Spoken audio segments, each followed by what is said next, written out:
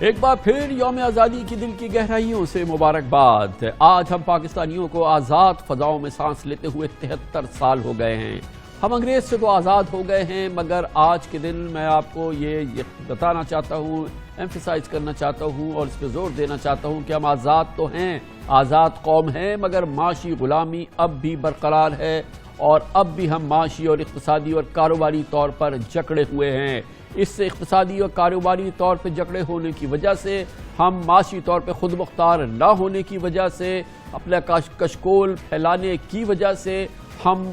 کسی بھی صورت میں اس انداز کی خود مختار ملک نہیں رہے جیسا کہ ہونا چاہیے تھا۔ ہماری خارجہ پالیسی ہمارے ان لوگوں کی، ان ممالک کی مرہون منت رہتی ہے جو کہ مدد کرتے ہیں ہماری، اور جب ہم کشکول پھیلاتے ہیں تو اس میں بلین، 2 بلین اور 3 بلین ڈالر ڈال دیتے ہیں، مگر اس کی ہمیں بڑی بھاری قیمت ادا کرنی پڑتی ہے۔ ہمیں ان کی ڈکٹیشن لینی پڑتی ہے، حتیٰ کہ ہمیں یہ تک بتایا جاتا ہے کہ ہم کون سا ڈرامہ اپنی قوم کو دکھا سکتے ہیں، ٹیلی ویژن ڈرامہ، اور کون سا نہیں۔ اس کی تفصیلات میں آپ کو دوں گا کہ کس طرح سے ہم جکڑے ہوئے ہیں معیشت اور اقتصادیات کے ہاتھوں، کیونکہ ہم نے معاشی طور پہ اور اقتصادی طور پہ ایک مضبوط قوم نہیں بن سکے ہیں۔ ہم پاکستان کو ایک خود مختار معاشی اور خود مختار اقتصادی قوت نہیں بنا سکے ہیں۔ ہمیں بانی پاکستان قائد اعظم محمد علی جناح کے فرمودات کی روشنی میں ایسی اقتصادی آزادی چاہیے جس میں پاکستان اپنے پیروں پر کھڑا ہو، اپنے فیصلے کرنے میں آزاد ہو، ملک کو $1 ارب کے لیے کسی کی کڑی شرائط نہ ماننی پڑے۔ امیر دوست ملکوں پر معاشی انحصار ہمیں بہت مہنگا پڑتا ہے، چاہے وہ مسلمان ممالک ہی ہوں۔ قیام پاکستان سے پہلے ہی بابا قوم نے مسلمانوں کو کاروبار بڑھانے، صنعتی سرگرمیاں تیز کرنے، معیشت کو ترقی دینے اور اسی چیز کو انہوں نے بہت زور دیا تھا۔ قائد اعظم محمد علی جناح نے 2 مارچ 1941 کو پاکستان بننے سے 6 سال قبل لاہور میں مسلم اسٹوڈنٹس فیڈریشن سے خطاب میں فرما دیا تھا کہ کوئی قوم کبھی بھی کچھ کرنے کے قابل نہیں ہو سکتی جب تک وہ خود کو معاشی، تجارتی اور صنعتی طور پہ مستحکم نہ کر لے۔ بابا قوم نے کوئٹہ میں 4 جولائی 1943 کو بلوچستان مسلم لیگ سے خطاب کرتے ہوئے فرمایا تھا کہ جب تک کوئی ملک معاشی اور اقتصادی طور پہ کمزور ہے، وہ زندگی کی جنگ جیتنے کی کوئی امید نہیں رکھ سکتا۔ کیا ویژن تھا قائد اعظم کا،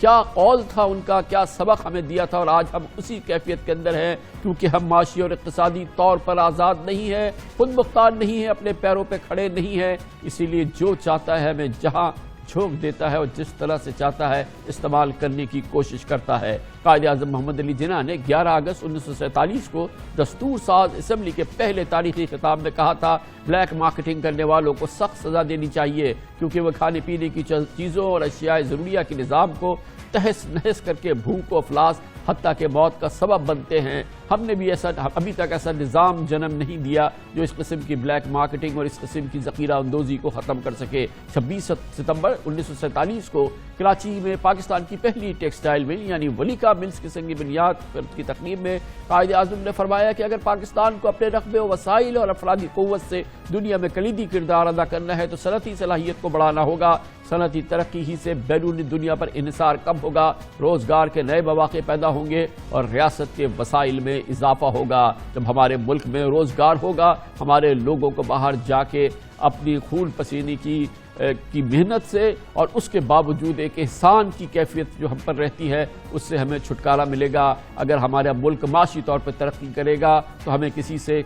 مدد مانگنے کی ضرورت نہیں پڑے گی اور ہم اپنے فیصلے خود کرنے کے قابل ہوں گے۔ یعنی بانی پاکستان کا فلسفہ سیاسی اور معاشی دونوں قسم کی آزادیوں سے متعلق تھا۔ ہم نے 73 سال قبل سیاسی غلامی سے تو نجات حاصل کر لی، لیکن ہمیں ماننا ہوگا اور یہ حقیقت ہے اور یہ سب سے کڑی حقیقت ہے کہ ہمارا معاشی آزادی کا خواب تاحال مکمل تعبیر اس کی نہیں ہو سکی ہے، اور یہ پاکستان کے لیے ایک المیہ ہے۔ 73 سال بعد پاکستان کو ایک ایسی اقتصادی، معاشی اور کاروباری آزادی چاہیے جس میں پاکستان کو $1 ارب کے قرضوں یا امپورٹس کی تاخیری ادائیگیوں کے لیے اپنے کرم فرما ممالک کے ناز نخرے نہ سہنے پڑیں،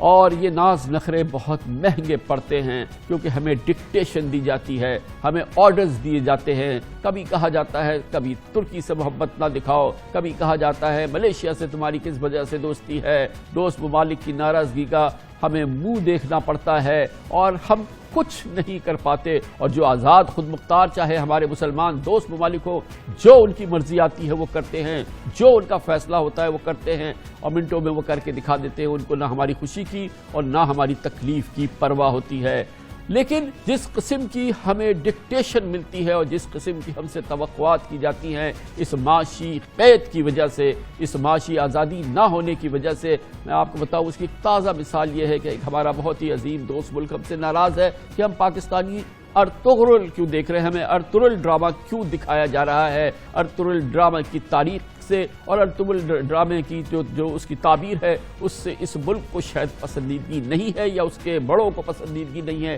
اس لیے وہ ہم سے ناراض ہو گئے ہیں کہ آخر آپ ارطغرل کیوں دیکھ رہے ہیں اور ہم کیا کریں نہ کریں منانے کی کوشش کر رہے ہیں.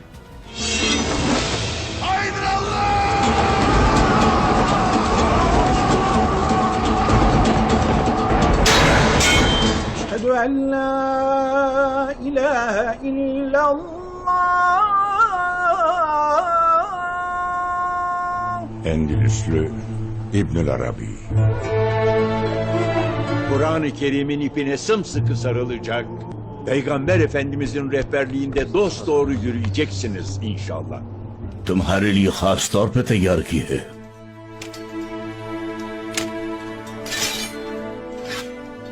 जुल्फिकार से अच्छी ना कोई तलवार है, ना अली से बड़ा कोई बहादुर जमीन पर. हमारा परचम सर बुलंद रहेगा, हमारे हथियार हमारे साथी होंगे जो जालिम के खिलाफ उठेंगे, और यह परचम सारी दुनिया में इंसाफ का बोलबाला करेगा, पहाड़ों और समंदरों की वुसअत तक रब की हक्कानियत का पैगाम पहुंचाएगा. इन आसमानों की ऊंचाइयों और जमीन की अथाह गहराइयों को हमारी मदद का जरिया बना. इस आग और खून की जंग में तू ही हमारा हामी और नासिर और मदद फरमाने वाला है.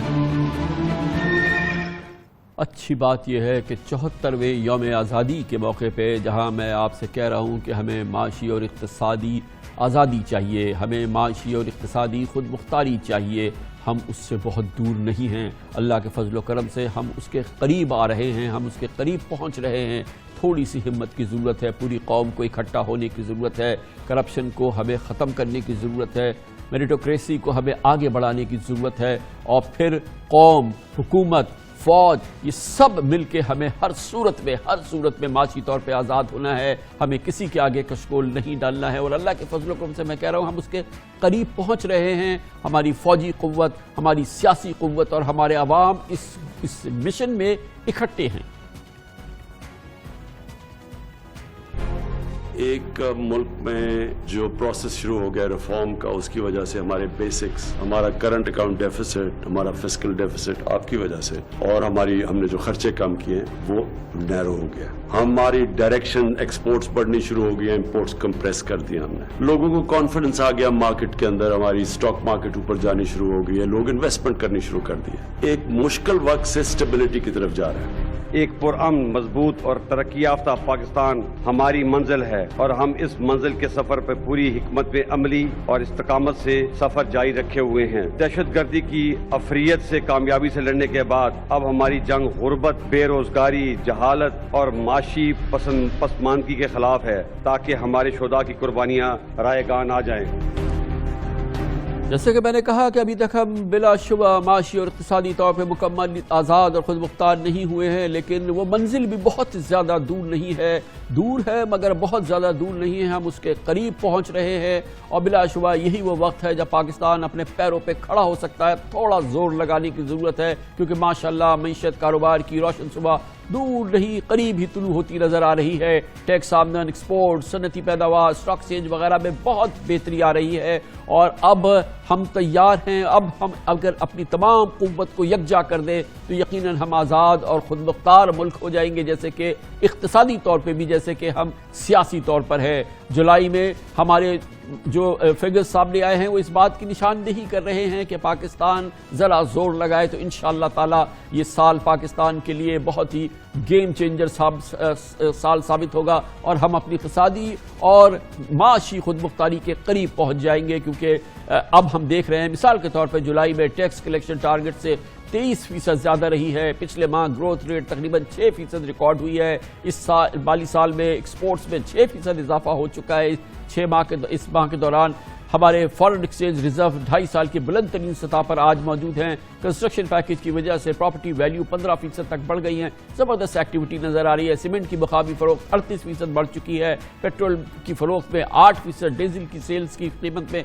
سیلز میں 15% اضافہ ہو گیا کیونکہ اکنامک ایکٹیویٹی چل رہی ہے، فرٹیلائزرز کی خرید و فروخت 20% بڑھ گئی ہے، اسٹاک مارکیٹ کورونا کے نقصانات تمام عبور کر چکی ہے، 25 مارچ سے انڈیکس 48% بڑھ چکا ہے، ریٹنگ ایجنسیز موڈیز نے پاکستان کا معاشی آؤٹ لک اور کریڈٹ ریٹنگ کو مستحکم قرار دے دیا ہے، شرح سود 7% ہو جانے سے کاروبار میں ایک بہت ہی اسٹیمولس آ گیا ہے، بڑی تیزی ہم دیکھ رہے ہیں، اور آج یوم آزادی پر قوم سے اپنے پیغام میں وزیر اعظم عمران خان کا کہنا تھا کہ ہمیں اللہ کا شکر ادا کرنا چاہیے کہ معیشت اوپر جانا شروع ہو گئی ہے، اوپر ضرور جانا شروع ہو گئی ہے، مگر مکمل خود مختاری، مکمل آزادی، مکمل طور پہ ہم یہ زنجیریں توڑیں، ہم اس قید سے نکلیں جو کہ ہمیں معاشی ہماری ضروریات کی وجہ سے، چاہے ہمارے دوست ملک ہو چاہے مسلمان ملک ہو، ہم ان کی گرفت میں رہتے ہیں، ہمیں ہر لحاظ سے خود مختار اور آزاد ہونا ہوگا اور اس کا موقع آ گیا ہے۔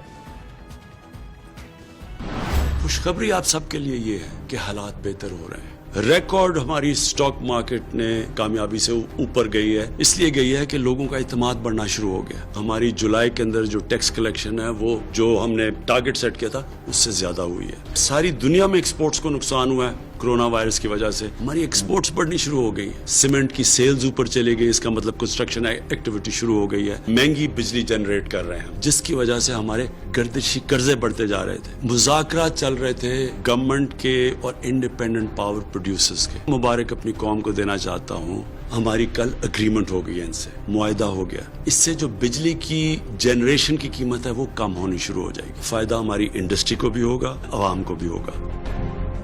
ذرا لب ہو تو بڑی زرخیز ہے یہ مٹی ساقی، اور اگر آپ خود مختار ہوتے ہیں تو آپ اس قسم کے فیصلے کر سکتے ہیں جیسا کہ کل ہمارے دوست متحدہ عرب امارات نے کیا، کوئی پرواہ نہیں تھی،